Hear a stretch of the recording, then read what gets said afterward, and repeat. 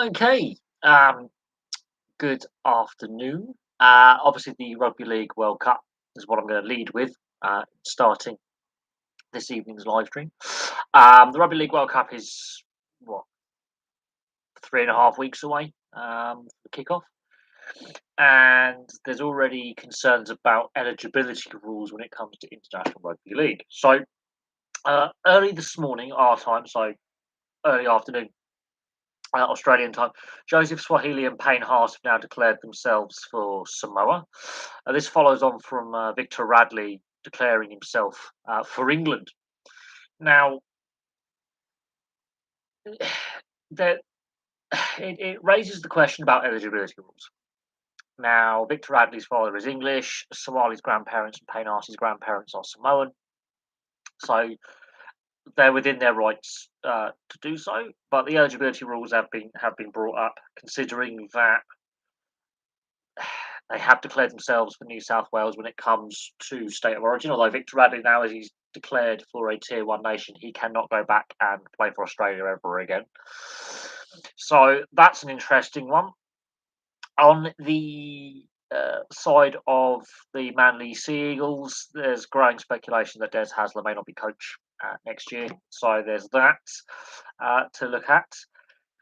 In regards to the Rugby League World Cup, I think it is going to be a fantastic tournament. It's a chance for the game to grow itself on a global level. I think delaying by a year has created some of these selection headaches. Some of these players that are now coming out and saying that they're going to choose Tonga or Samoa or Fiji or England over Australia and New Zealand, for example. A year ago, they were lower down the pecking order when it came to international selection. So delaying for a year, I think, has paid off. Um, and it's just an interesting subplot to the wider strength of squads, strength of competition. New Zealand are actually favourites at the moment. Australia have slipped down the order somewhat, and Samoa look like they could actually name a pretty strong side that basically the entire squad has played state of origin or has been in the reckoning for state of origin for both Queensland and New South Wales. So Samoa's team is basically an origin team. It's quite scary, quite frankly.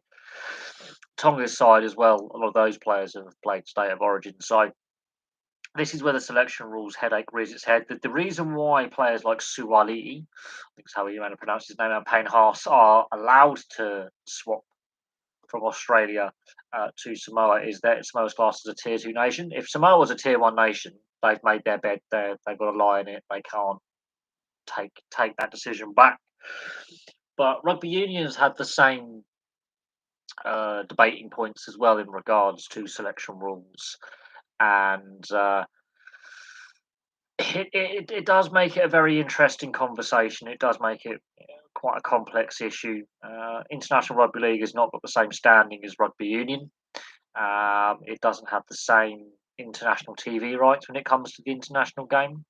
It has a less structured international calendar, and but this is an opportunity for the game to grow, and especially with the North American audience. So we'll see what happens, and we'll see what the TV audience is like outside of Australia, New Zealand, and the UK. And we'll see what the North American viewership's like, both on television and on online streaming services, because rugby league does have a TV deal over there. This morning, Stockport County launched plans for a plan uh, for a planned public consultation inviting views and proposals to expand and improve the stadium at Edgeley Park. I recently did my video on Stockport County and their history. The stadium is a reasonable sized stadium for League Two, and it was a massive stadium for the National League. They've got financial backing behind them. My next door neighbour is a Stockport County fan because he's from that part of Greater Manchester. So they've got the financial stability now that they didn't have before. And they're not the only club in the lower levels or in any level of the game for that matter at this point in time looking at stadium expansion and stadium renovation. And they're not the only club in Greater Manchester to be looking at their stadium and their facilities.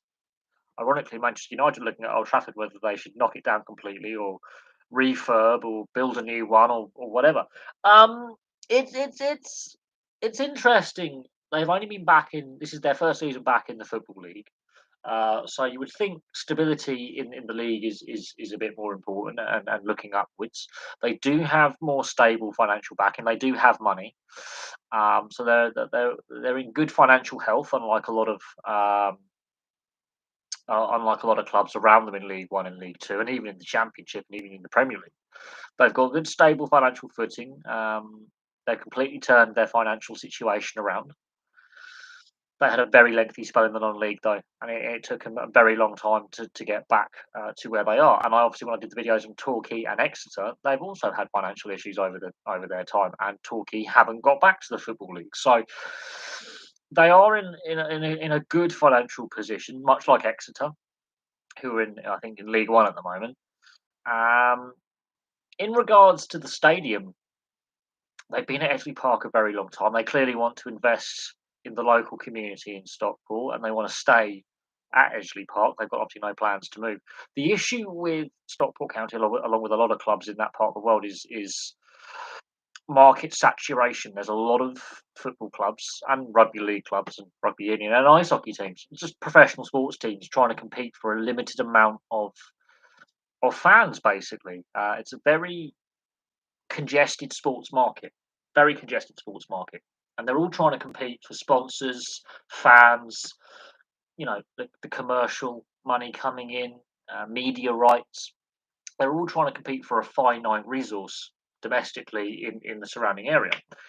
And obviously, when you've got your likes of your Man Uniteds and your Man Cities, and obviously in the rugby league, you've got Salford Red Devils, and in rugby union, you've got Sale, and then you've got Manchester, the Manchester Storm in the Elite League, and then you've got Lancashire County Cricket Club in the County Cricket Championship, and then obviously they're related short format teams. And then you just look outside of Greater Manchester in southern Lancashire, and actually within Greater Manchester with other football clubs as well. It's a very and rugby league clubs. It's a very congested um, sports market. So investment in infrastructure is key, and trying to entice younger fans. It's more younger fans. It's more the casual sports fan, to build in, buy into that community and build the fan base. It, yeah, it's a very difficult. It's very difficult to do, especially as I say, when you are in a um, heavily congested sports market where there is a finite number of fans and sponsors and therefore money. Um, but they obviously are very keen to move up the footballing pyramid again. They are, as I say, a very historical club. They do go back a very, very long way. They're well established in the local community. It's just the last decade and a half has been kind of tough for Stockport County. Have been guilty of overreaching themselves in the past. I think Yeovil Town is a prime example, who went very rapidly up the divisions and then very rapidly down. So they would want to be careful not to overextend themselves and therefore put themselves at a disadvantage or cause themselves instability, because they've had issues obviously with finances off the field in the last decade and a half, and they've had some bad times, but they're back in the football league. It's been a very long way. I think they're too good to go down from League Two. It would be nice to see them just stabilise for a season or two and then look at League One and the Championship. So that's my viewpoint on it. But the fact that they want to put forward a public consultation and proposals for the stadium and the surrounding facilities is something interesting, because it will bring money to the local economy as well with the redevelopment. Hertford Town women played their FA Cup Women's Cup game on Sunday against Southend United ladies. They were 40 down until 87 minutes when the game got abandoned due to a bad injury to a half play. Yeah, games have been abandoned before, and if they've played over 75% of the game, I believe the result is called. So I think that result is now in the books. I'm not 100% certain on that. But we've seen games abandoned for a variety of reasons from fan disorder to bad weather to you know bad injuries. Um, the Christian Eriksen situation, the game was suspended for the best part of an hour, but they resumed play. Whether that was the right or wrong thing to do, is in hindsight, it's a 50-50 call on that one. But yeah, player injuries occur, and especially if they're quite serious, especially when you're in amateur or semi-professional level. Um, the call has to be made by the match officials. Whether they decide to complete the last few minutes of the game um, will be interesting. But it is what it is. I think the FA have protocols in place for a match abandonment after a period of time. I think if it's for a severe injury, I think they can try and reschedule the fixture to finish off the last few minutes of the game. Um, but it is what it is. Right.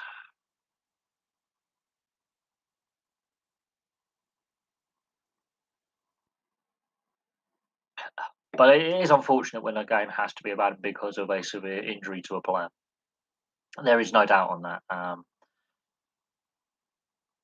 I don't think um, that's something we want to see, but it happens. Some of these incidents are unfortunately at times unavoidable, um, and at that point, when there is such a severe injury, there's not a lot the officials can do if it's that severe an injury, and then they have to have a lengthy stoppage, especially at the lower, more grassroots level of the game. In this case, pretty much the women's non-league, basically. Um, but we'll see if the FA decide that the match can be completed, or if the result stands because of the abandonment. So there is that. In tennis news, obviously Roger Federer has announced he's retiring at the end of the month, so we've only got what 8-9 days left of watching Roger Federer as a professional tennis player before he decides to hang up his racket. Am I going to do a preview on the 2022 Qatar World Cup? I think I might have a few World Cup videos up on the channel, and I've done a rugby league preview both last year and this year. It'll be older at some point, but the Rugby League World Cup is going to be played before. I think I have looked at the groups. I think I have done some content. I'm gonna have to double check. I'm gonna have to go through my playlist. Bearing in mind, I've done over like 2,000 videos, almost 2,500 videos. So there's a lot of content up on the channel anyway. I will have to have at that, but I believe I've done some World Cup related content already in regards to the Qatar World Cup. I still have my concerns about the quality of football we're going to see. I still have my concerns over the crowd numbers. How many fans from nations, especially European nations, are actually going to go. Where do I think Argentina end up? That's an interesting one.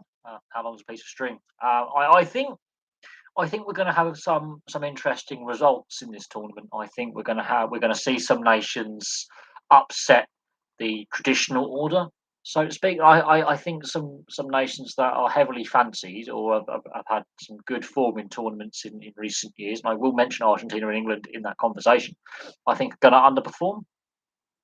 I I haven't been sold on England in the last 12 months. I've not been sold on France in the last 2 to 3 years. I think that I'm not sold on a lot of sides. A lot of people are fancying Brazil, but I'm actually not sold on some of the attitudes of some of the players. And you may have a stacked team, but they misfire. Um, France in 2002 springs to mind. Stacked team, couldn't get out the group stage. Um, but I do think we are going to um, see some big big more established nations or heavily favoured nations actually really struggle. Yes, I have seen the kits. They look better than the women's Euros kits. That women's Euros away kit was hideous. They only wore it the once in a warm up game. They only wore the socks once in the tournament. So it's refreshing to actually see red and white shirts. Um, I don't think Is it an iconic kit? It may become iconic in time. The fact that they've already released the merchandise now says to me that they're not expecting them to sell out straight away. I think we'll see. We'll see how well they sell. I don't support a Premier League club. I support a Championship club.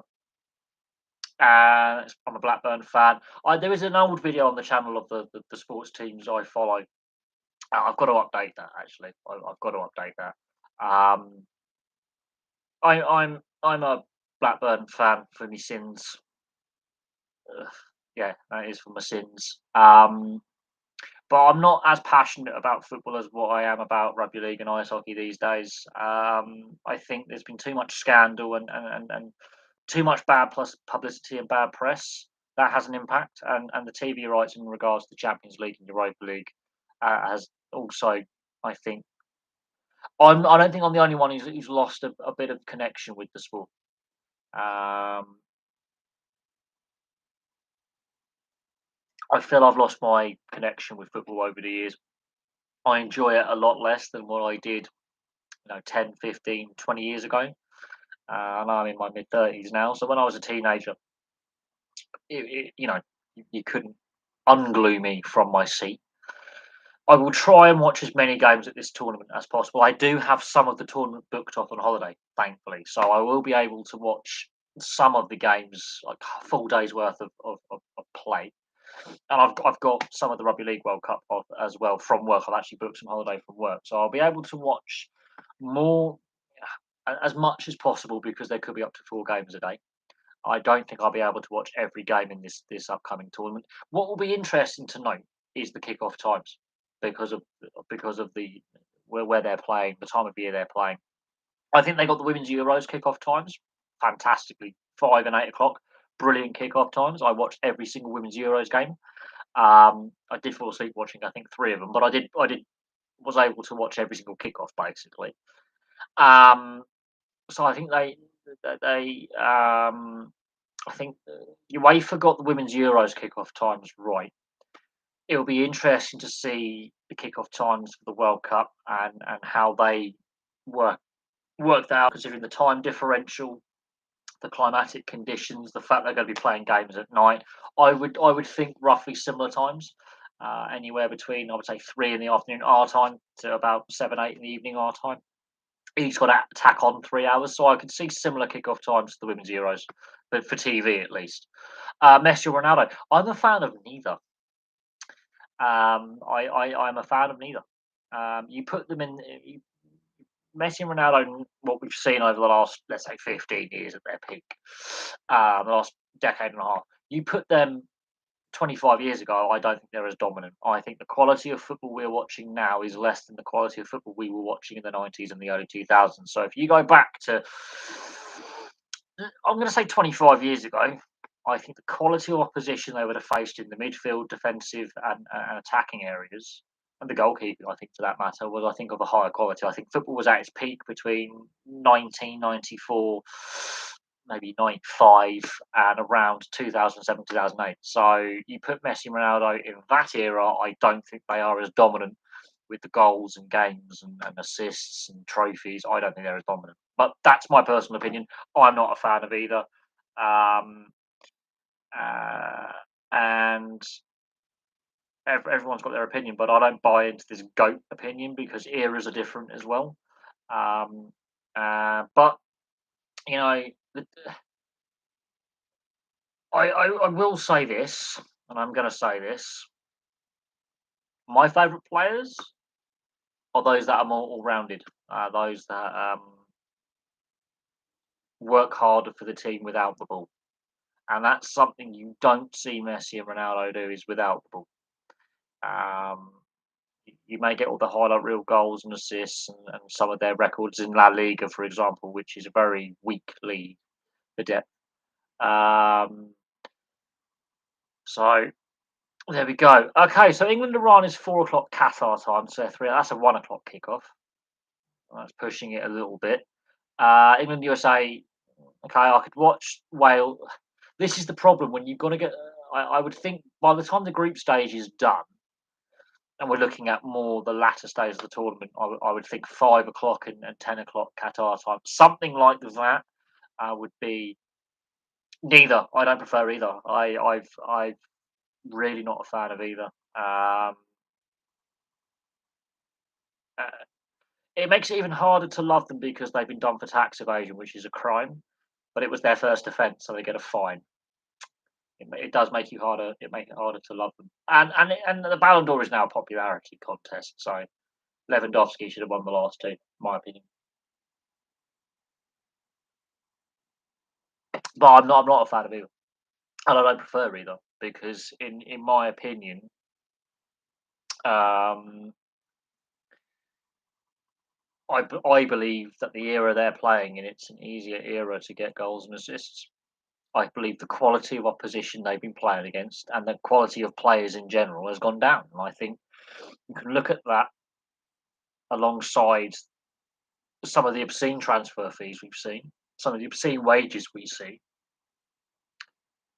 and I think the amount of money in the game has ruined it. And I think there's too many mercenary players. Back in the day, you had to really you look at some of the Ballon d'Or winners, right, between 1990 and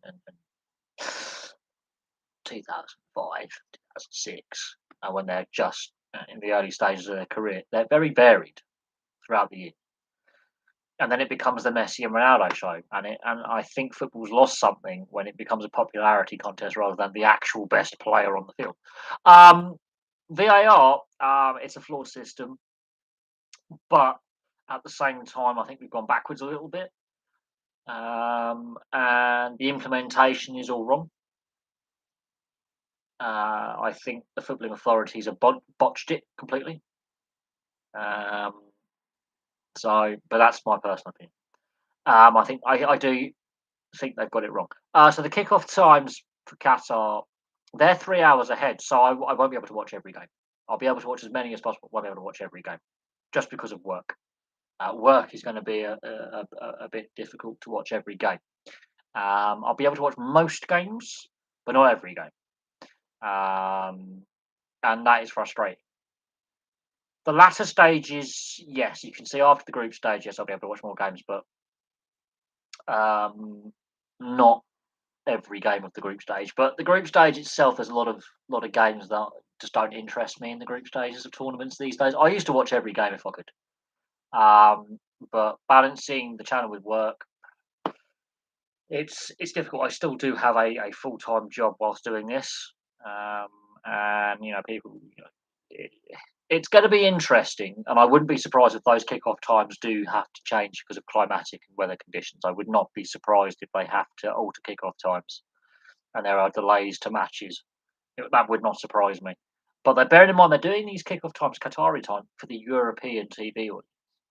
I'm not sure how the North American TV audience is going to fare, considering the kickoff times and the differential between the US and Canada and the Middle East for how many hours ahead. If Qatar is 3 hours ahead of us, we're 5 hours ahead of the East Coast. That's 8 hours ahead.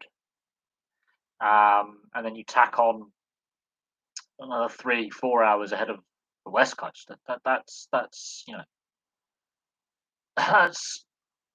going to be some really bad early mornings for some fans. Who's my favourite player right now? I don't really have one. I don't really have a favourite player right now. A lot of the players that I used to enjoy watching when I was younger have all retired, and I don't really have a favourite player right now. I'd say that guy's my favourite player, or this guy's my favourite player. In any sport, actually, not just football. In any sport, I don't really have a favourite player. The players I like though are more the hard-working team guys who put a shift in, who may occasionally have that flash of brilliance or that importance to a game. Um, but I don't have an out-and-out favourite player in a particular sport or a favourite athlete in a particular sport. Um, because you can't win with just one player carrying a team. There needs to be a supporting cast, and this is where I think Argentina may flounder a little bit. And to a certain extent, I think France, I'm not sold on France. So we'll have to see what happens there. Yeah, it will be interesting the kickoff times for the USA, Canada, and Mexico. But look, I remember watching the Rugby Union World Cup in New Zealand in 2011 on the TV, and watching the 2017 Rugby League World Cup, a few games that were televised. The kickoff times weren't a problem, and I've watched some Stanley Cup playoff games. We survived the Brazil World Cup in 2014. It just means some games are going to be very late at night. So the West Coast kickoff times are the ones that are going to pose the headaches for the European audience because we're 8 to 9 hours ahead of the West Coast. But I don't think it's going to be overly a problem. I think they'll work things around for the tournament. And look, they've got 3.5 years to plan this. They've got a lot of the stadium infrastructure is already in place, and I honestly believe that the organisers wanted to go off without problem, without a hitch. But look, there's still 3.5 years to go. Let's not get ahead of ourselves. But the East Coast kickoff times will be very, very similar to what Brazil was in 2014. Very similar kickoff times to Brazil. The West Coast is where we're going to have the problem. But then again, you have to remember '94. If you remember watching the World Cup in '94,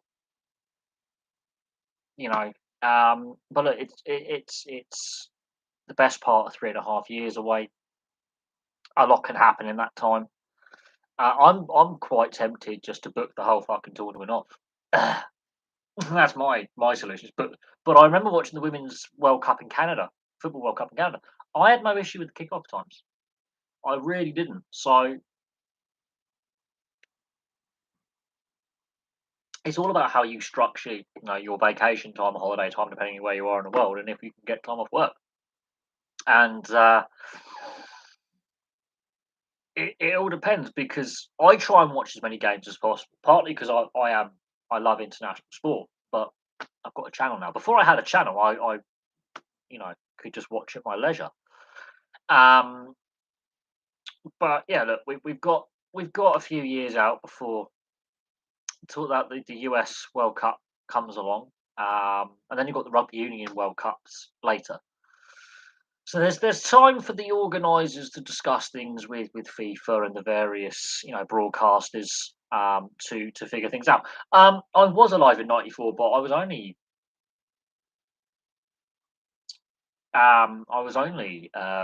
crikey '94. I was about to turn 5 in 1994, so I was only 4 years old.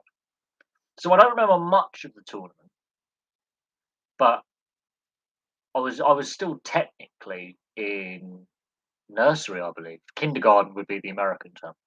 So I wasn't even in year one. I was still, doing half days at school and all that.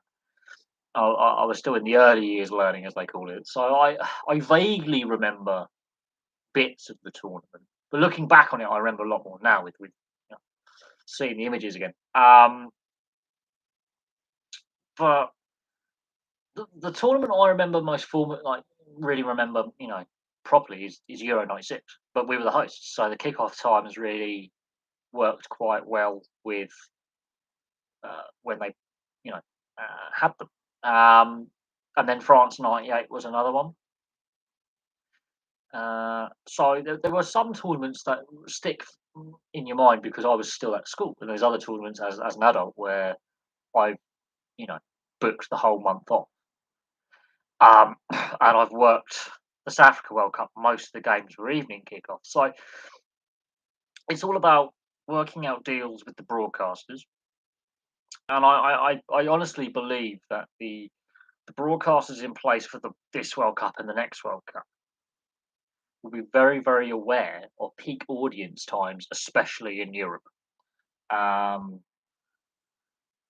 what do I do? I work in waste disposal as my day job, full time. I haven't been a student for a very long time. Very long time. I'm in my mid 30s, so I haven't been a student for a very, very long time. Makes me feel old. Um, but no, I've got a full time job. Look, I would love to do this full time. If I could do this full time, then yeah, I could watch every single game. It would be fantastic. But at the moment, we're 45 subscribers short of 1,000, and the watch hours, we really need to pump those watch hours up. But you know, when you've got to balance a full time job with doing this, it is difficult, so to speak. But it is difficult. Um, but at the end of the day, hopefully, the Rugby League World Cup and the Football World Cup, we can get over that threshold before the end of the year. We can get monetised before the end of the year, and you know, the Rugby League World Cup is only 3 weeks away. People forget that we've just over 3 weeks till the Rugby League World Cup kicks off, and the controversy surrounding that with players swapping nationalities and declaring for one nation now declaring for another, and the conversation at the moment is in regards to the criteria for international selection, and this is where rugby league is struggling in comparison to rugby union, and rugby unions had the same questions asked in regards to selection policies. That would be the '94 World Cup, and it was 6 weeks later. The '94 World Cup. I believe he scored the own goal against the US, if I'm not mistaken. I could be. That was the '94 World Cup. That was the thing that a lot of people took out of that World Cup was there's this backdrop of political unrest and Colombia was meant to be a host nation. I can't remember what year they were meant they had bid for the World Cup, but Colombia had bid for a World Cup and it got taken away from them. And I believe it was it Italia '90 or was it USA '94? Basically, Colombia had bid for a World Cup and they had been and it went to another nation because of the political unrest. Um, and then obviously Yugoslavia were thrown out of Euro '92 and replaced by Denmark, and look how that all ended up in 1992, which was Gary Lineker's last tournament for England. But no, in regards to the '94 World Cup, that was a big thing that a lot of people remember from the '94 World Cup is what happened to Andres Escobar in the aftermath of that tournament, and then and this is where people started asking more questions about the role of crime and terrorist organisations in sport and their links between criminals laundering their money through sports teams basically and the role with crime and match fixing and gambling on sport. It's only been recently that the US has now completely relaxed its federal gambling laws, and already we're seeing the major sports leagues in the US sign up to have these gambling companies as sponsors, and fans aren't overly happy with it. But as a European, as I say, as someone from the UK, I unfortunately got very, very used to I mean, I was watching. What was I watching last night? I was watching a gaming channel, so a video game channel on YouTube. Every time the ads came up, they were unskippable and they were gambling ads, and that really frustrated me. The only reason because is before on the algorithm that the internet picks up and search engines pick up is I was watching some rugby league. I was catching up on some of the women's rugby league games that I missed over the weekend. There were 3 games played, so I watched the 3 games yesterday, and I was obviously over the sport.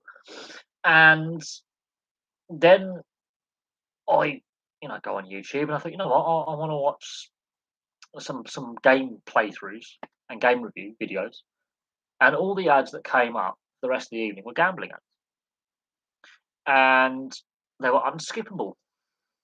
They had nothing to do with video gaming, nothing at all, and that is what is absolutely frustrating. And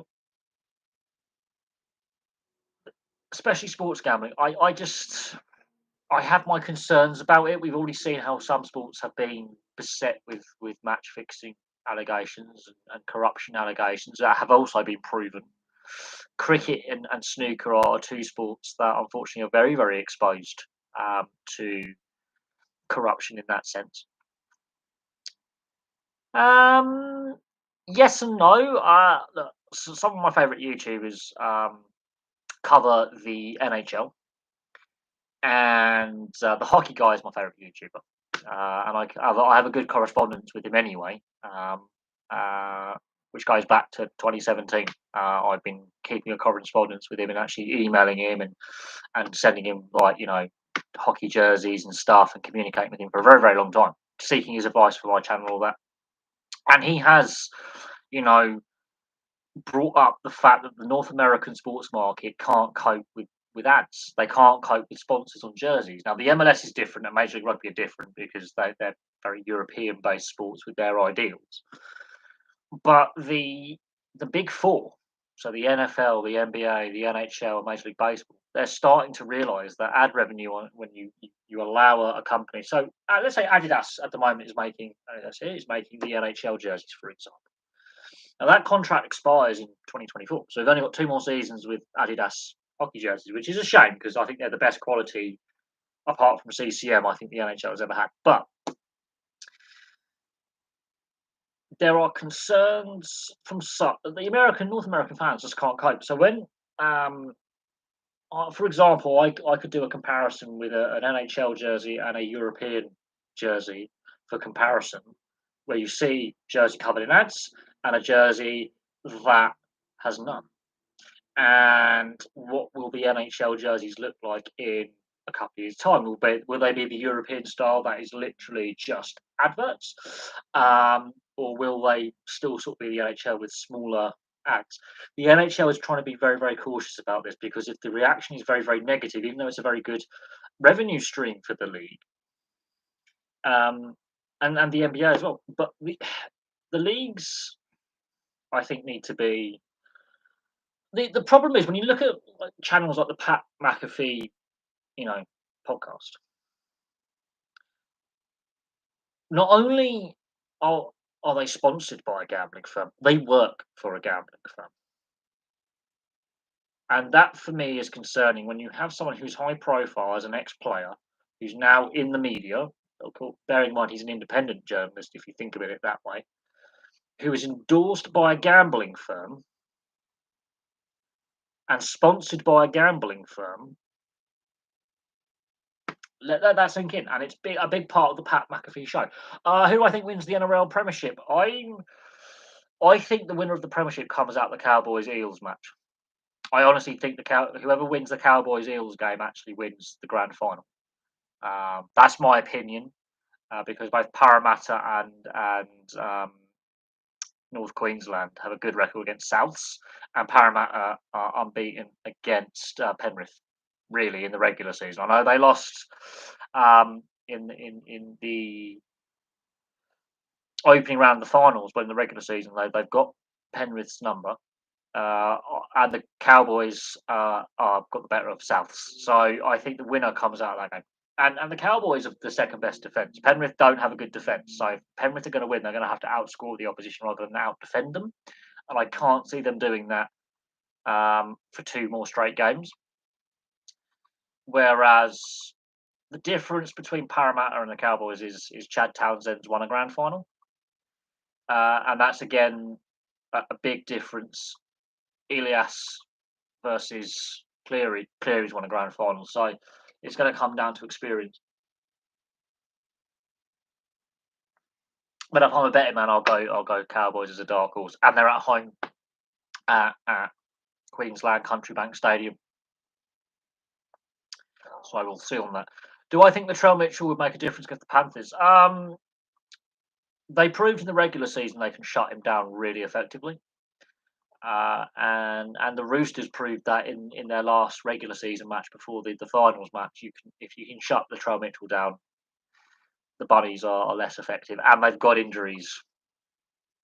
They've got injuries. So we'll see what happens there. But yeah, I think we'll see what happens. But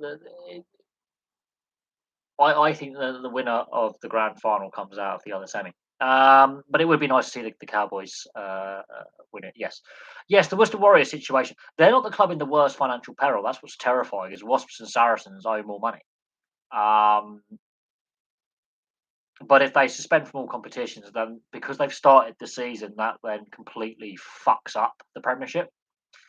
But the RFU have sort of taken a step back from the running of the Premiership because they're not the overall governing body of the Premiership. They are the overall governing body of the sport, but this is what happens when you get venture capitalists involved in CVC, and this is what happens when you ring fence something and you have an odd numbered league, you have an odd number of teams, and then you have to ask the questions, a lot of really deep questions. Yes, COVID's had an impact, but it cannot, of course, COVID cannot be the only reason that the game is in this financial crisis. Only 3 teams don't owe any tax revenue in any tax debt, and 2 teams have got. Well, okay, 3 teams owe no tax money, and out of those 3 teams, 2 have got debts that total between them less than 10 million. Um,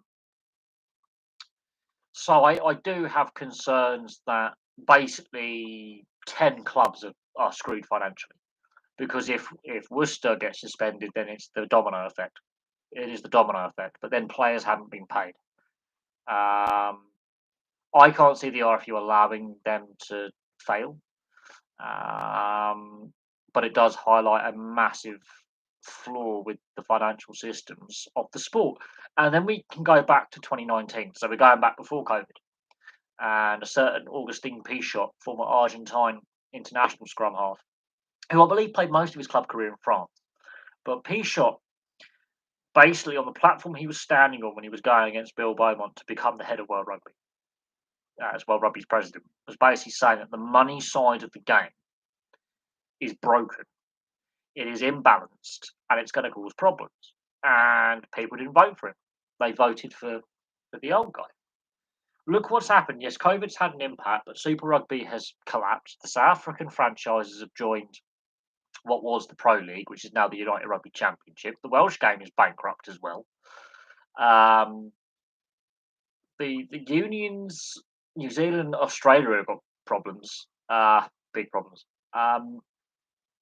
The only 3 leagues that are actually profitable are the French, the Japanese, and the North American league systems.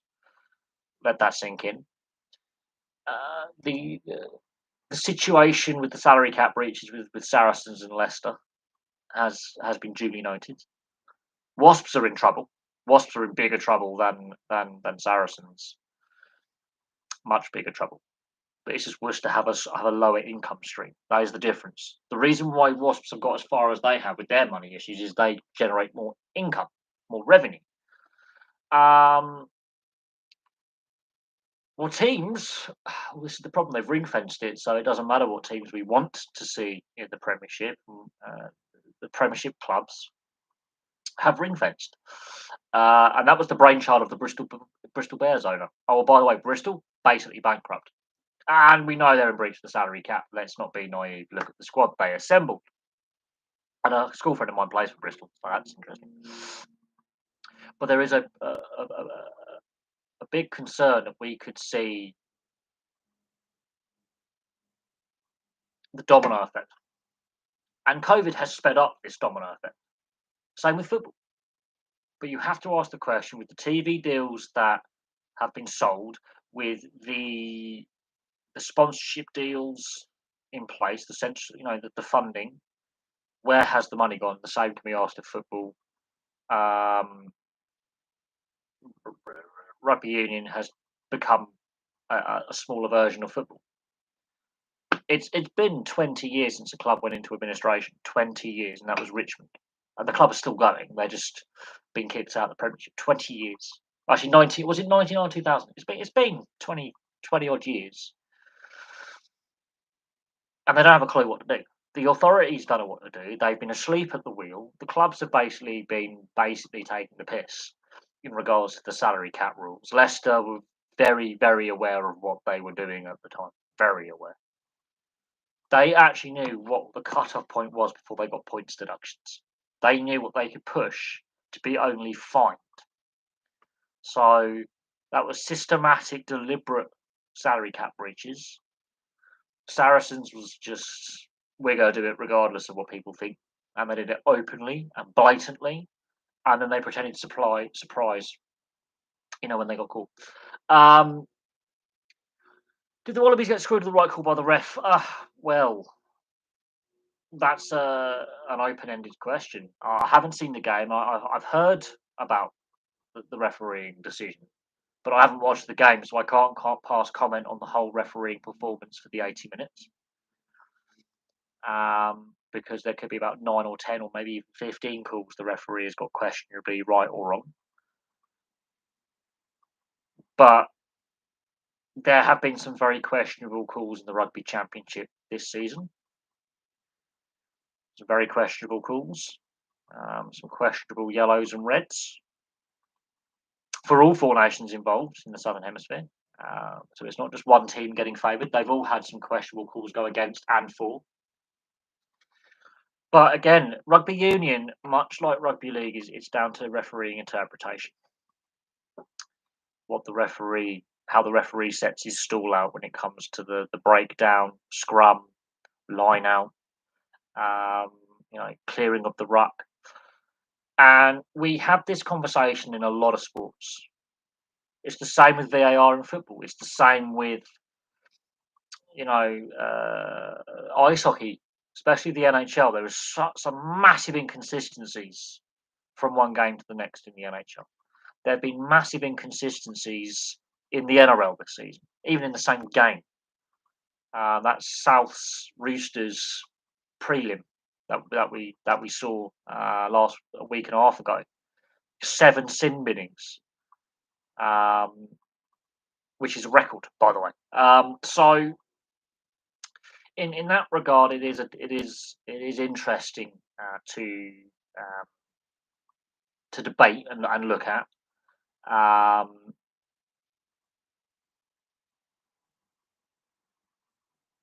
But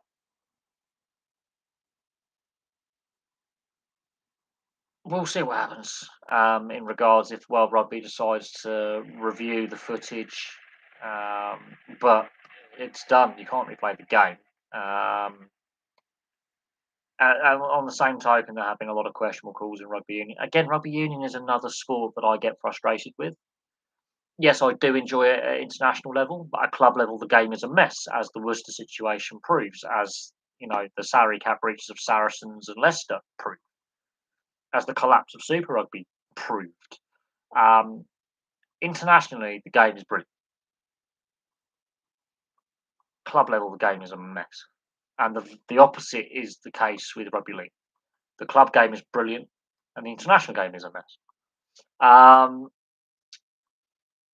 My Instagram, I barely post anything on Instagram. I just muck around on Instagram, and I don't really post much. There's no point in me following me on there at all. Best place to follow me is on here. 95% of my content goes on here. I haven't done any behind the scenes stuff on Instagram. I maybe should. There's not really much to see. What is interesting, I could do, some of my jersey stuff, ice hockey jersey stuff. I think I am going to do an NHL versus a European hockey jersey,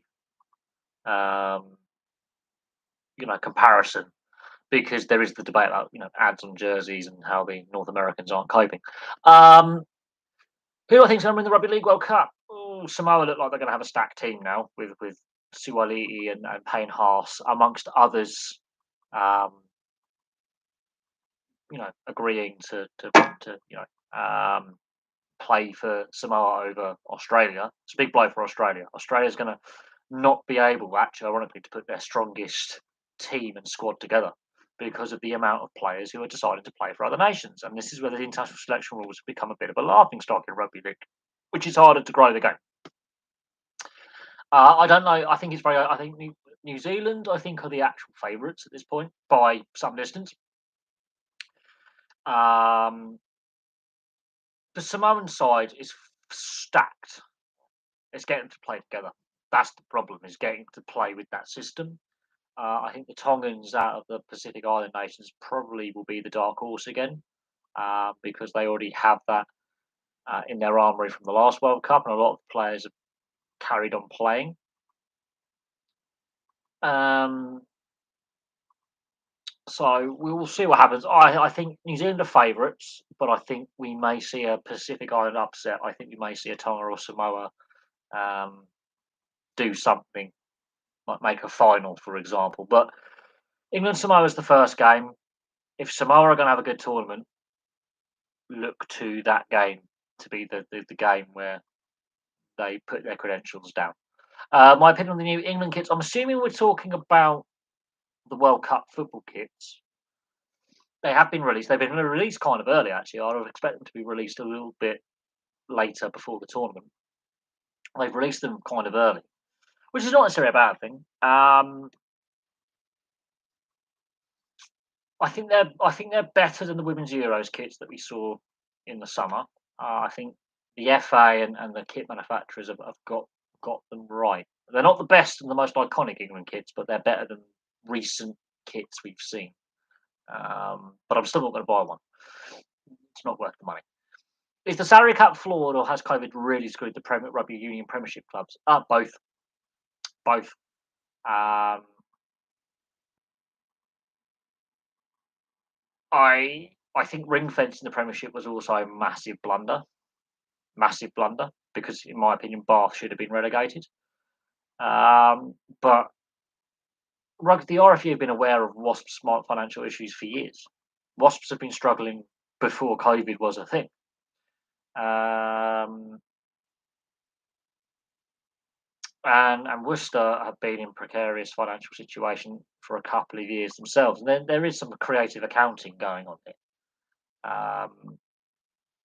But they may be out. They may cease to exist in a few days' time. So the situation is critical, and it will have an impact on both the men's and women's games. What happens here?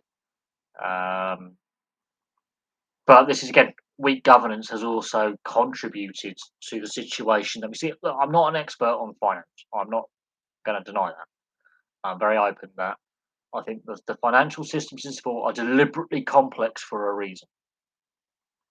Contracts, sponsorships, ownerships are all deliberately made very complex for a reason, which is not necessarily a good thing. I can't speak too much on the Worcester situation because while I've read bits and pieces on it, they're not the club in the worst financial situation, ironically. It's their revenue stream, their income is less than a club like Wasps or a club like Saracens or a club like Bristol. They make less money. At the same time, those other clubs have got more debt. So Worcester will literally be like the Northern Rock of the banking crisis in 2007 and be the catalyst for more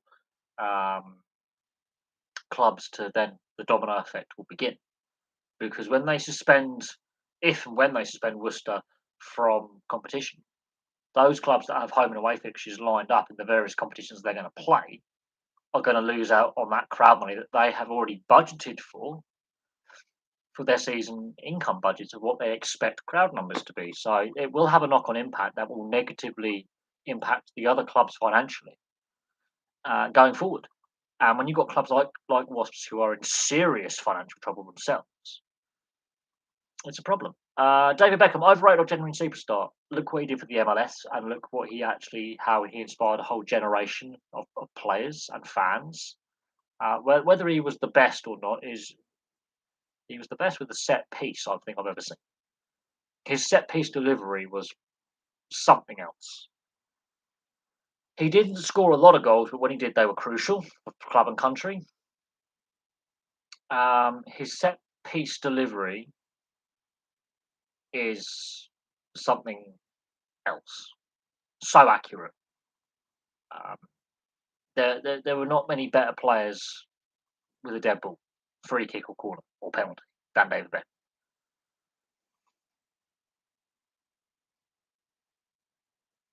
He wasn't the quickest player and he wasn't the most skillful player with ball at feet, but towards the end of his career, he became a very deep line midfield player. He could just distribute, and his passing vision, fantastic. I wouldn't say he's overrated.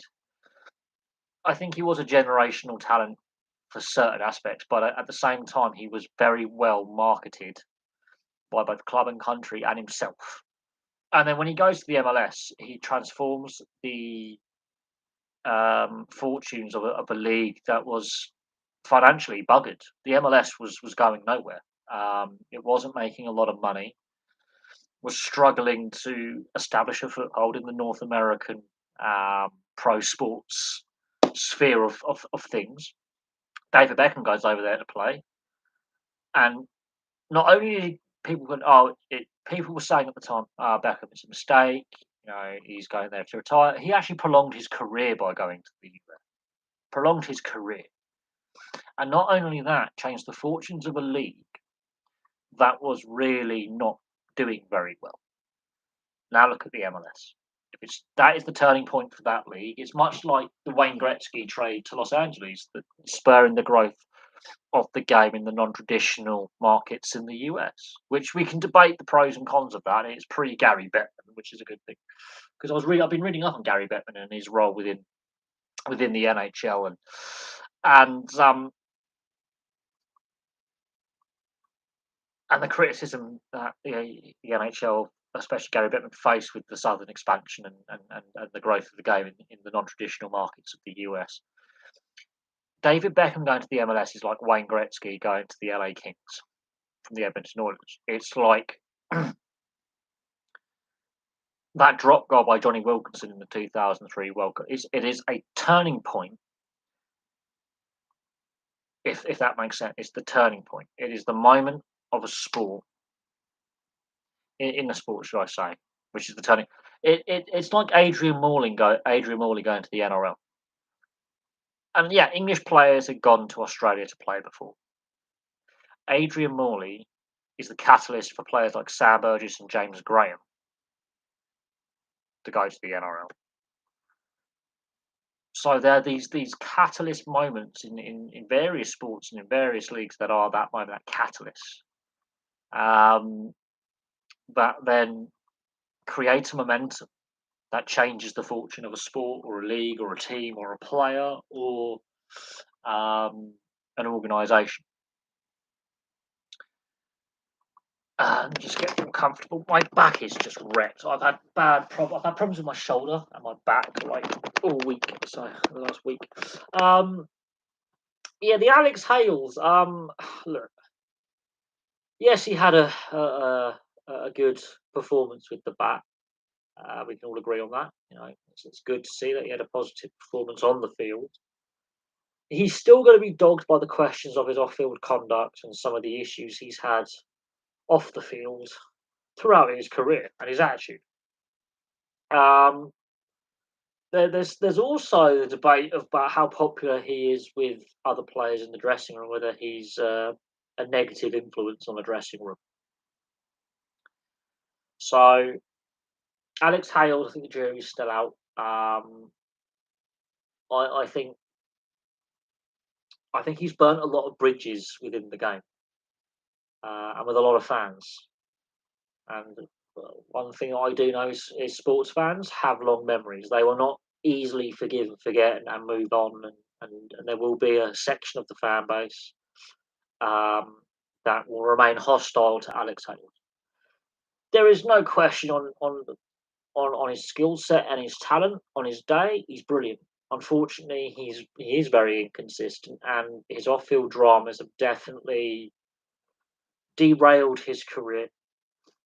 However, it's nice to see that he has resumed playing, but it's a question of what could have been. Has he damaged a lot of relationships within the game? Will this affect his post-playing days? Does he want to stay involved with the game? What does his future look like? There's 3 FIFA Beach Soccer World Cup. Next year, there's the FIFA Beach Soccer World Cup, where there's 3 countries to try and who want to host it. Yeah, not something that I'm interested in, if I'm being brutally honest. And with a lot of criticism of FIFA, to host it in Bahrain or Dubai would really just that would not go down well if one of those nations was to host it, considering the whole controversy surrounding Qatar and the process behind that and human rights. FIFA's FIFA is well, FIFA can't win regardless. We'll see what happens. Um, the Ashes. I feel that the ECB and Cricket Australia have flogged the Ashes to death. It doesn't interest me anymore. It used to be every 5 years. Um, Now it's every two. It's every 2 years now, or every year and a half. It was only last year we were watching the Ashes, and now next year they're playing. It's lost its appeal for me. They have definitely, unfortunately, ruined the product. Um, and yeah, that's my viewpoint on the Ashes. I have no interest in it anymore. I think the ECB and Cricket Australia have basically chased a short-term payday, but unfortunately, the spectacle that is the Ashes, the importance that it holds for both nations, it doesn't. It's lost a lot of its magic. It's lost a lot of its appeal, and there's only so much you can do to a dead horse flogging it because I think they flogged it to death, and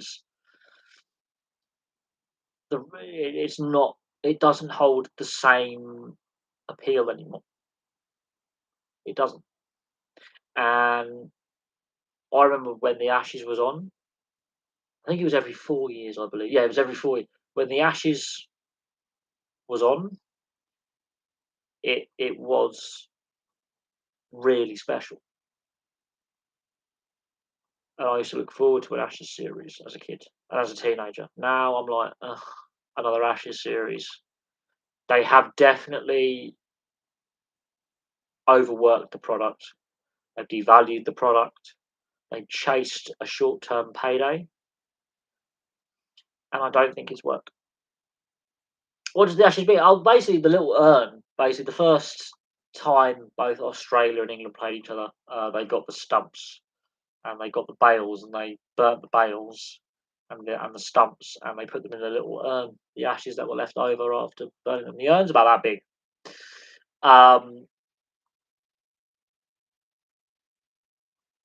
so there you go. The difference in salary cap. The French have got, I think, an extra 3 or 4 million pounds or euros worth of salary cap room. Their salary cap is, an extra 3 or 4 million higher and growing, whereas the English salary cap is actually going to drop next season. So there is a massive issue with the English cap being here and the French cap being here, and the French.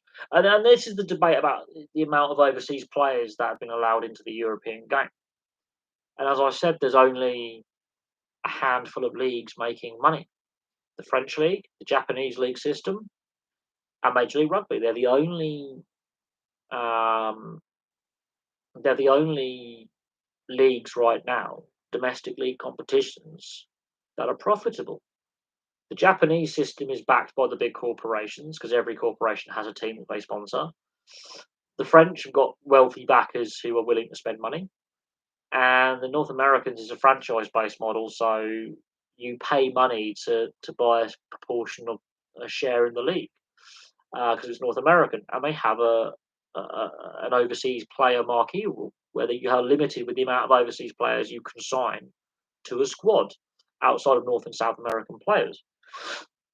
And they have a draft system and they have a salary cap system, and it's based upon the other North American leagues. So what is scary is the other European leagues are not profitable. The Southern Hemisphere is a financial mess and is losing money. And the argument is that the top talent doesn't want to take a pay cut at all. And then you have the stupid archaic selection rules where a player has to be playing in their home country of origin or X amount of caps before you can play overseas and all this BS. centralised contracts. Rugby union is the rules that rugby union has in place is killing the sport. Now, again, I'm going to go back to what Augustine Pichot said in 2019. The money is not evenly distributed. It is not a sustainable financial model.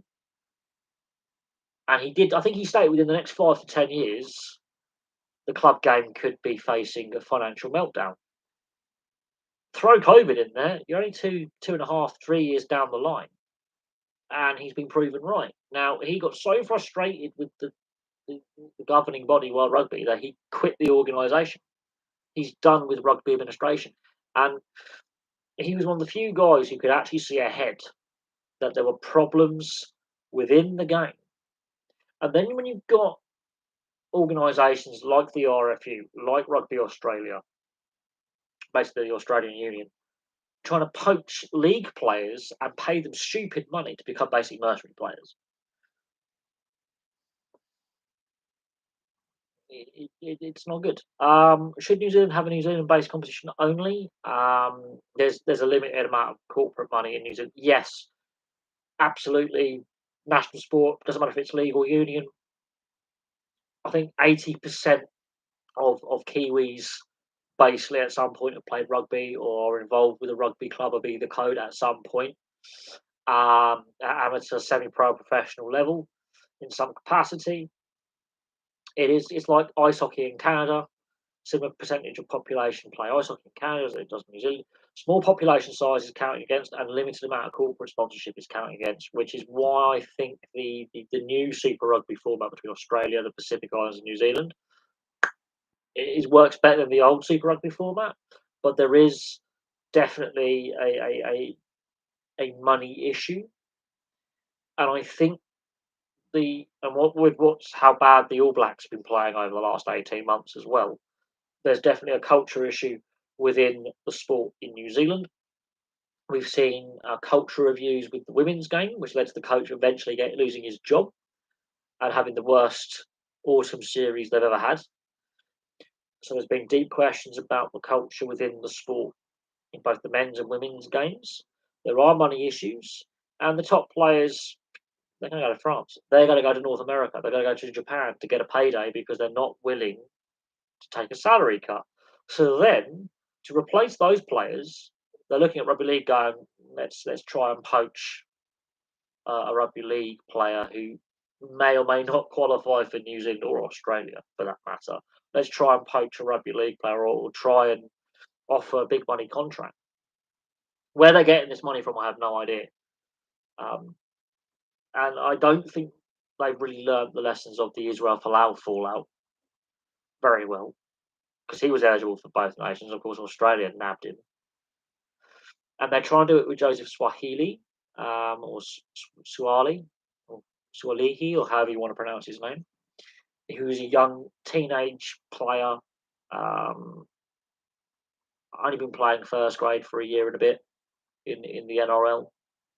In the early stages of his career, they're trying to turn his head with a multi-million-dollar contract. And where rugby union's getting this money from, considering the financial mess that rugby union is finding itself in, I have no idea. But youth development's becoming a problem. There's definitely issues within the game in New Zealand. The talent pool is there. The country's rugby mad. We know that. It is the national sport for a reason. They are favourites for both the rugby union. Well, they were favourite. They're always a favourite for Rugby Union World Cup. They're also favourites for the Rugby League World Cup.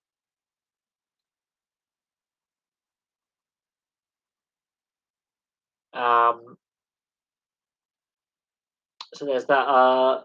Right, Liam Rosenia. What club is he involved with again? Derby County. Jesus, that's not good. That says to me they found a permanent successor. That says to me that they have found a permanent replacement, and they're going to be due to announce a replacement for Liam Rosenia.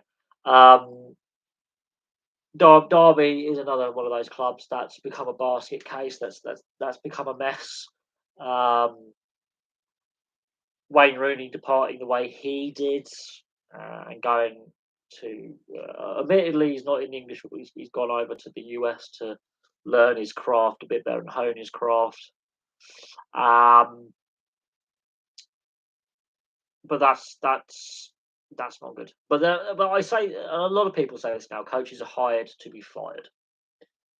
That's basically it these days. You're not hired to have, to build something anymore and have bring stability. You're hired to be fired.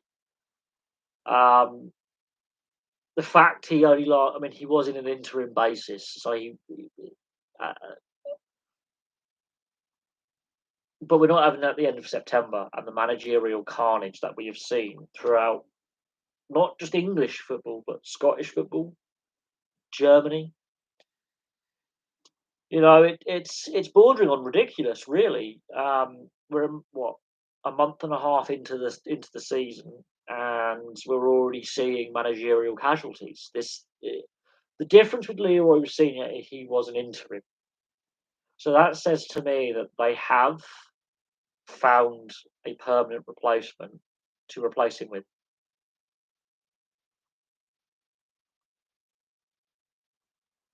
If Qatari, Saudi, or Dubai money in a Scottish club, um,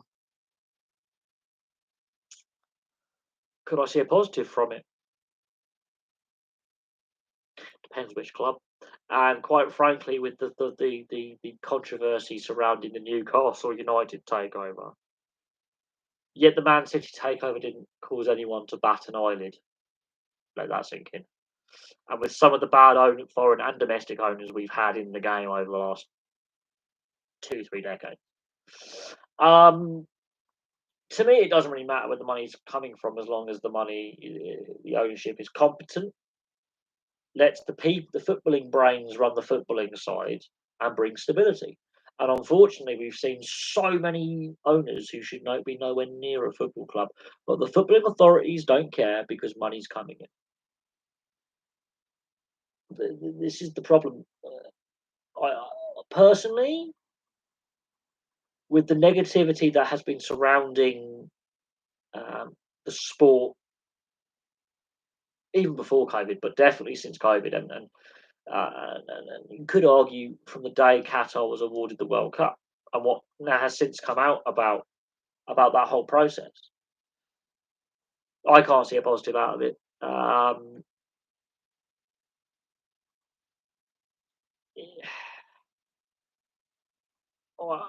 to me, football has definitely lost its way, and I can't see an overall positive. I'm afraid. I think Scottish football needs investment. It needs to come from the right areas. It needs to be done in the right way. I think the infrastructure needs massive investment. I think they need to look at the dominance of Rangers and Celtic and whether they need to bring in a salary cap or a transfer cap or something. It might create even further division than there already is. The problem is with Scottish football, as we've seen over the last 10 days, the sectarian nature's reared its ugly head again, and the clubs involved are it's the same old clubs, the old firm, Hearts, it's Hibs, Dundee United, because there are sectarian divides, even though the Dundee rivalry is friendly. The traditional values of the club go way back, and so I think it has the potential to be even more divisive than the current state of Scottish football. Yeah, I really believe that.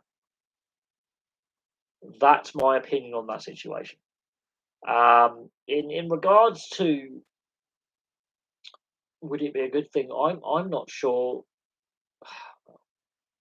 It's all the fallout, and I will say this, especially we look at the Berry situation and what happened there, and we look at Derby County and what's happened there, and then obviously the Chelsea situation is unique. The Chelsea situation is unique, but we look at what happened at Bolton and at Bury and at Macclesfield and Derby, And then we look at the Newcastle United and the protracted situation we found ourselves in there, which is basically run the whole length of the channel's existence. I'm not joking. One of the first videos I did on the channel, Mike Ashley was openly now declaring this club's for sale. From Amanda Staveley's first approach until that deal was finally completed, you know, that was a messy takeover process. Very messy. There is no denying that.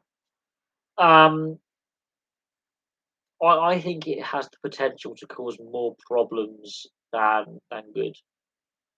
Yes, Scottish football definitely needs investment. Yes, it needs to be outside of Rangers and Celtic. It needs to be several other clubs need to be invested in. Yes, the league structure needs reform. Yes, the Scottish FA needs reform. Um, the stadium infrastructure needs looking at. Grassroots needs looking at. The TV deal needs looking at. Problem is, since the mid '80s, so for the best part of nearly 40 years, it has been a two-horse league. At one point, it was a four-horse league. The '80s, or I think the late '70s, early '80s, was Scottish football at its best. So about 40 years ago, for the best part of 40 years, it has basically declined to a point, 36 years, where only two teams have won the league since Aberdeen last lifted the league title. For the best part of 36, 38 years, it has been Rangers or Celtic. And unfortunately for me, that has done, I think, was irreparable damage to the Scottish League. Irreparable. But then St Mirren winning at the weekend against Celtic was refreshing. And they've had a very good start to the season. So St Mirren are playing very, very well. Let's not knock them for that. They are fourth. Hibernian have had a very good start to the season as well. So it's looking a little bit lively in the top four in Scotland. But we know the end result is going to be Celtic and Rangers, and then a gap to St Mirren or Hibs. Most likely Hibs, then St Mirren, and then the rest. So in reality, the situation as we see it is going to be the same as usual service continues, no change here. So unless someone or several people are willing to invest in several Scottish clubs, around the same time, we'll see. Todd Bowley, yes, he doesn't get a promotion relegation system. He doesn't understand fixture congestion. The only way an all-star game could work, or all-star matches, or whatever, or an all-star tournament, would be to replace the Charity Shield. That's the only way. That's the only way I think it could work. But then you already have the club country debate when coaches are like withdrawing players from international squads, citing injury or illness or fatigue, or they put pressure on an international coach not to play a player too much during the season, and they criticise the international break. From what I gather, most fans are not in favour of it. That's not to say that there aren't fans who may see it as a different idea. It's a fresh idea, but I don't think Todd Bowley is making friends, because other American owners have never raised this idea before, because they realise they're in the unnatural environment. They are the outsiders. Even though the Glazers are very unpopular, they've never suggested a Premier League All-Star game. A Fenway Sports Group never suggested one. There are other American ownership groups involved at various points in the game. Sahih Khan, he's an American owner at Fulham. Not a single one of them has ever said, we need an all-star game. We need the all-star format. Even Gillette and Hicks and Randy Lerner back in the day back in the you know 2000s, early 2010s. Even then, even they did not go. We need an All-Star game. So in that regard, it is a bit left field. I don't think Todd Bowley is going to have a very good relationship with the Chelsea fan base long term. Yes, he's got the club out of a hole financially, and yes, I would have preferred an English ownership group or a British ownership group. I think too many of our football clubs are foreign owned, and it's not necessarily a good thing for the game. And it's not just an English problem. It's a European football problem. Um, the only way it could work is if it's in pre-season and you have a number of players from each club maximum. You're limited to X amount of players per team. Unfortunately, it would only work effectively if it is a true north-south divide. And where do you put that dividing line? Because obviously you've got a 20-team league, so you're going to have X amount of players from 10 teams, X amount of players from the other 10 teams. Or is it your birthplace origin? Because that's basically South London versus the Northwest and the Northeast, with a couple of Brummies for the most part. I think the clubs will be resistant. The Premier League could be open to it because we know how greedy and stupid they are with some of their corporate decisions they've made. The pay-per-view format during COVID, for example. The TV companies may be open to it because that's something else they could try and get rights for and sell.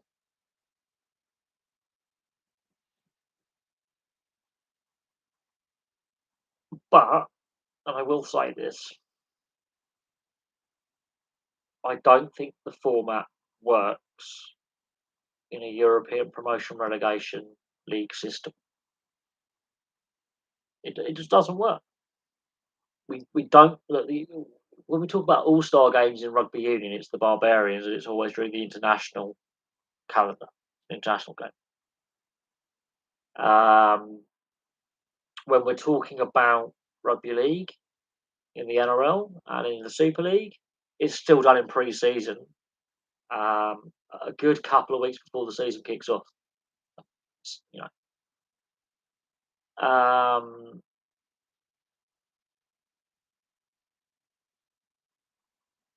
so and and even then, I'm not 100% sold on the All Star game format in rugby league being a 100% success. Every other league I can think of that the All Star game is mid season, and again you have that club country debate. I'm not so sure it'll get off the ground. Scarborough Athletic, former Scarborough FC, National League North. Look, it's nice to see a Phoenix club rise from the ashes. But as I said, a lot of clubs have gone bust, and most of them have gone bust in my lifetime. The financial state of the game in my lifetime and the financial mismanagement that's occurred in my lifetime watching football is absolutely ridiculous. The fact that a club like Scarborough, who I actually remember being a football league club, a club like Rushden Diamonds, for example, who no longer exist. I've got to do a video on Rushden and Diamonds. That'd be fantastic. That'd be absolutely fantastic doing a video on them. The rise and fall. You know, the situation we find ourselves in um, with the professional game is very, very worrying. Um, very worrying. But we'll see what happens. Buffalo Bills, every year is the Buffalo Bills here. Come on. Buffalo, but Buffalo as a sports market in the US, they have got some of the most hardcore fans. The Bills Mafia are more are like like the Raiders Nation. They are one of the most fanatical fan bases that have been disappointed every season. They They hold the record for the most Super Bowl defeats in a row. Um, the Buffalo, but it's the same with the Buffalo Sabres. The Buffalo Sabres have the longest playoff drought in a league that has a postseason format ever. Like, these are record-breakingly bad teams for, like, losing. I on saying that, the Buffalo Bills have had some fantastic players. They've had some Hall of Famers. They have made Super Bowls. They had that run of consecutive Super Bowls in a row where they got to the Super Bowl and lost. It's not for want of trying, but Buffalo as a sports market, I would hate to be a Buffalo fan of either the Bills or the Sabres, because that is, you're setting yourself up for a lifetime of disappointment, and it's going to be. But we'll see. They might finally do it. They might finally win the championship game. The Buffalo Sabres, can they just make the playoffs? Can they just make the playoffs? That they have had the worst playoff run or lack of ever. No team no franchise has had that many consecutive seasons outside of playoffs. That is shocking. Absolutely shocking how long they. This is record breakingly bad. That there has to be a moment where there is a turning point, because for once, Buffalo fans, especially Sabres fans, are finally saying we've had enough. This is a sports market that is fanatical. Fanatical. They will turn up. They will watch their team play, and finally, they're saying, you know what, we have had enough. So we'll see what happens. When the season starts, you've got every team has got an equal chance. I mean, I have to admit, it is harder to win now than what it was when the Buffalo Bills were at their best um, in the old days. But there's more teams. It is harder. You've got a less percentage now to win, but it's doable. Anything can happen.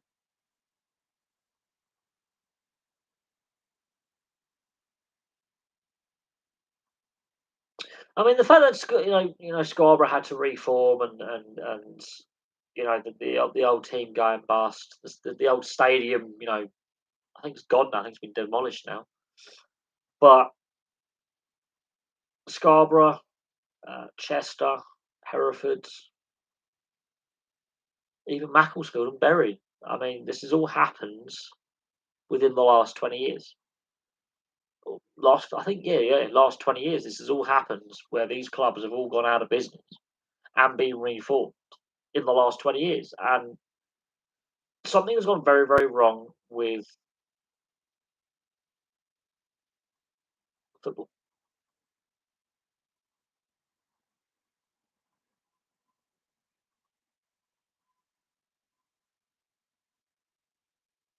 Yeah, but if the teams I've listed, something has gone very, very wrong with the national sport here in England. If there's more teams than that, because there's teams in Scotland like Gretna have gone out of business as well. But the amount of clubs that have been football league clubs at various points, or very high in the non-league professional clubs that have gone out of business, that have had to reform, sometimes more than once, and Rushton and Diamonds completely ceased to exist. Something has gone very, very wrong for that to be the case. Now, go back to where we were the year I was born in 1989. The stadiums were crumbling. We had the hooligan element, declining attendances, the infrastructure needed updating, the TV deal needed improving, and a whole range of factors were clubs were struggling. But I think since the Premier League era, and the current TV deal structure, and how things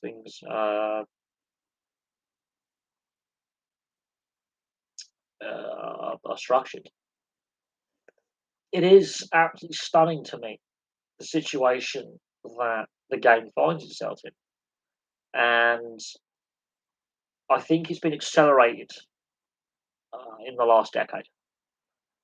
And what exposed how bad the financial structures of the game are in England, well, the UK, and even in Europe with the European Super League and the financial issues that a lot of clubs across Europe are facing as well. It's not just an English problem.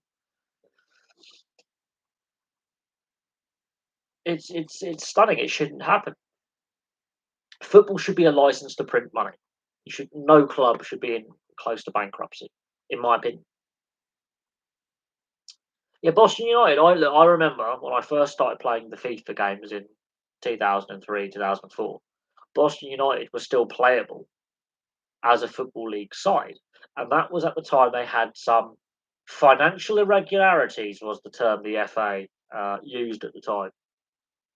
And for consecutive seasons, they had points docked and they were relegated, and eventually they get relegated out of the football league. Yeah, Boston United.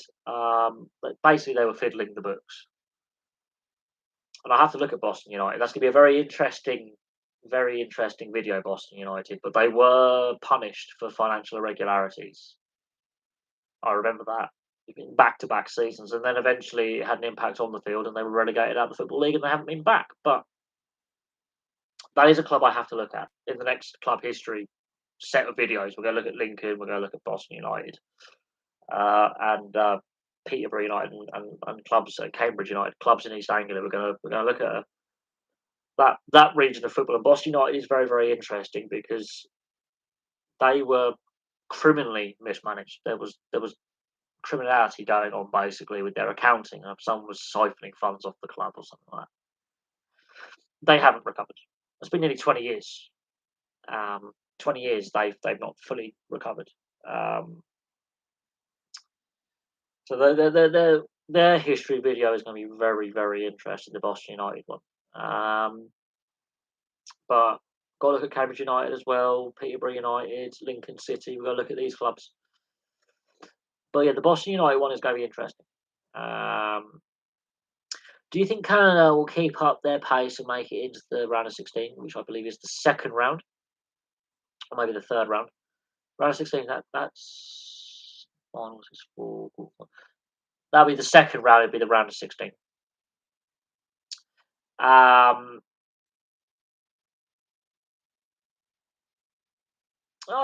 think Canada could be a dark horse. I think they could be very underestimated. Very underestimated in my opinion. I think they could be a dark horse in this tournament. I think they really could because of the time of year the tournament's taking place, and a lot of their players are based in the MLS. I think that those players are going to be very fresh. Their season's going to be done. They're going to have a bit of an off season, and they're going to be raring to go.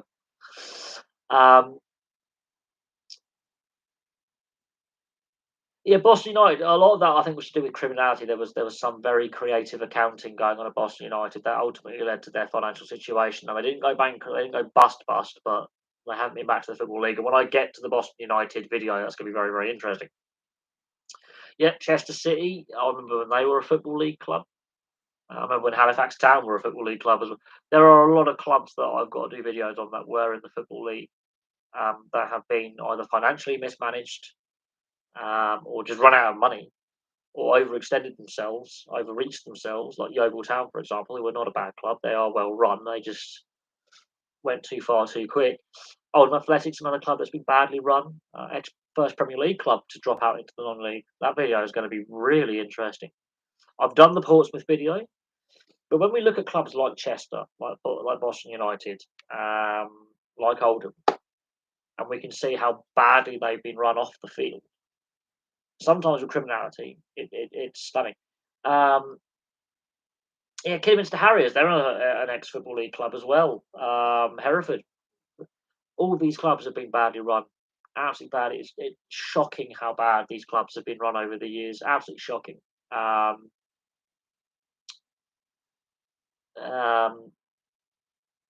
And what's scary is it's all lower league clubs apart from Portsmouth. Apart from Portsmouth, it's all lower league clubs that have had. Well, Portsmouth are now a lower league club, but at the time when their problems began, they were a Premier League club, and the Premier League didn't know what to do. The Premier League was determined not to let them fail because the PR damage, the reputational damage that would have done to the Premier League that they feared. So they prolonged the agony. No, the MLS will never have promotion relegation, although it has been mentioned as an idea because it's a franchise-based model, and you as an owner, when you or an ownership group, when you come in, you go, look, we want to put a team in like David Beckham has in Miami or Nashville, or St. Louis is the next location they're going to, or we look at, oh, we'll have a team in Detroit. If I was to win the lottery tomorrow, Euro Millions tomorrow or Friday, with all that money, I partnered up with some other multimillionaires and said, look, I want to have an MLS team. I want to have a team in Phoenix, Las Vegas, Detroit, whatever location, right? I'm buying a share of the league. Team owners will not get on board. That's why you have a farm team system where you develop, you send down your junior players or your reserve players to the league below, the affiliate league, where they can get some game time, and then they get called up to the senior team as and when they are required. Um, yeah, so it's an idea that's been put forward. It's an idea that has been put forward.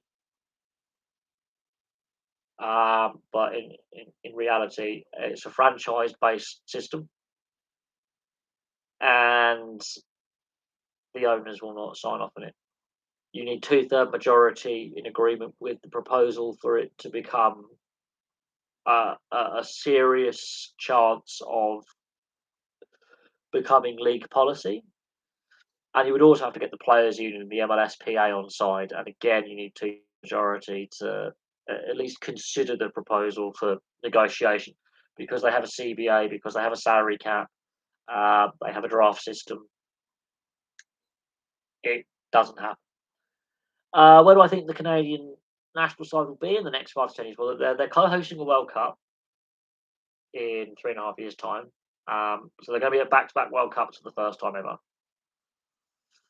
I think they as long as they don't have any more issues where the players and the federation are at loggerheads and the players' union gets involved, like we saw earlier this year when the players went on strike, as long as they can keep a positive labour relationship between the players and the federation, as long as those issues actually do get positively resolved long term, not just short term, but they agree short term to carry on playing, and as long as they keep negotiating and find a more long term permanent solution to what the grievances were between the players and the federation,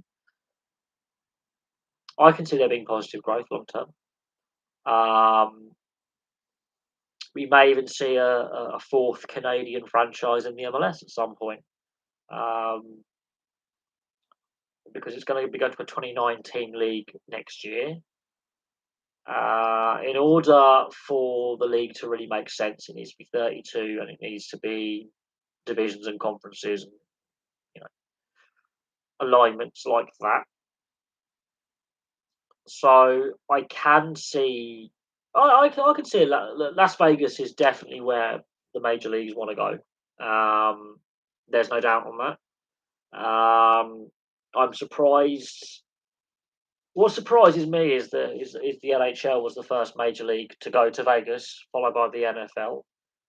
We know baseball's not far behind, and there are proposals in the pipeline to get baseball. The NBA and the MLS, very surprised they haven't decided to tap into the Vegas sports market. But the NHL has proven it's been a successful venture so far. We have to see how Vegas does this season. The Golden Knights, that is, in the NHL, but Then I can definitely see a potential for a Vegas side. It's not guaranteed, but I can see the potential for a Vegas team at some point in the future of the MLS. Whether it's in the next 5 to 10 years, like the Canadian, like, we could see another Canadian side would be also a pretty good shout. Um, there's room for look. We know St. Louis is joining next year. To have either a 32 team league makes most sense because the divisions will be nice, or the conferences will be nice and even at 16 apiece. Um, so basically, two leagues, basically with a bit of, or two conferences with a bit of interconference play. Um, um, I think it would not be without the realms of possibility that you add a team in Detroit, for example, Sacramento and Vegas, and then yeah, you can then maybe move a team over to the Eastern Conference and balance out the conferences, and you've got a 32 team league.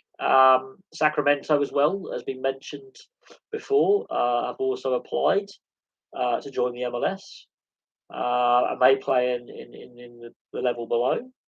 Um, and with the Raiders' new stadium, which is all enclosed, so you lose that desert heat. It's climate controlled. There is a facility there for a Vegas franchise to join the league. Absolutely, the infrastructure is already there. It's finding an ownership group willing to put their hand up and say we want an expansion team in Vegas. It makes sense for the league to do so. It's whether there's an ownership group out there that would do it. But then again, you've also got Phoenix as a location as well, um, which has been a major sport for Arizona as a state, and there are facilities in Arizona as well. And then you've got Sacramento. There are locations that could be chosen.